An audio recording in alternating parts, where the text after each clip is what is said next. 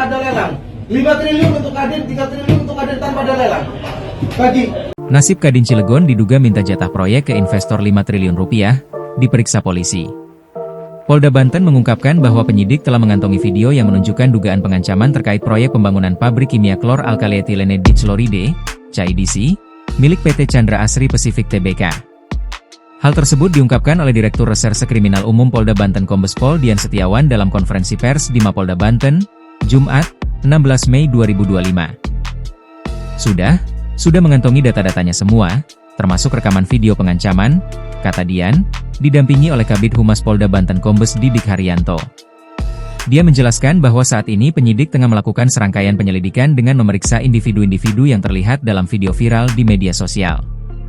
Ini termasuk pengurus Kamar Dagang dan Industri, Kadin, Cilegon yang diduga mengajukan permintaan proyek senilai 5 triliun rupiah tanpa melalui proses tender, serta mengancam untuk menghentikan proyek pembangunan PT Chandra Asri Alkali, CAA.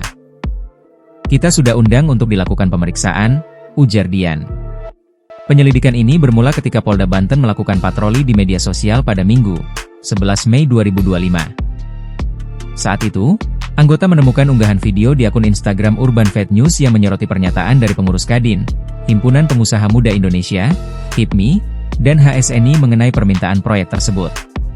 Dari hal tersebut, kita Polda Banten sudah membuat laporan informasi, kemudian kita menerbitkan sprint, surat perintah, penyelidikan, ungkap Dian. Pada Kamis, 15 Mei 2025, penyidik telah meminta keterangan dari 5 orang saksi, termasuk Ketua Kadin Cilegon M. Salim, serta perwakilan dari PT CAA dan PT Cina Chengda Engineering Co., Ltd. Proses pemeriksaan dilanjutkan hari ini dengan 8 orang saksi yang dimintai keterangan, termasuk Ketua HIPMI Kota Cilegon dan pengurus Kadin yang terlibat dalam permintaan proyek 5 triliun rupiah. Kemarin kita sudah melaksanakan pemeriksaan 5 orang saksi, yang mana 1 orang saksi tersebut, Ketua Kadin, dan 4 lainnya, tandas Dian.